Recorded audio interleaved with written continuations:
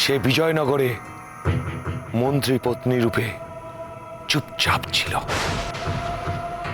এক সময় পত্নীর গর্ভে জন্ম হয় তোমার, আর সে জানতে পারে মহাপদ্মের কথা। যে কোনো ভাবেই কামিনী সেই মহাপদ্ম হস্তগত করতে চায়, কারণ তার পথে সবচেয়ে বড় বাধা ছিলে তুমি। আমি? হ্যাঁ, তুমি।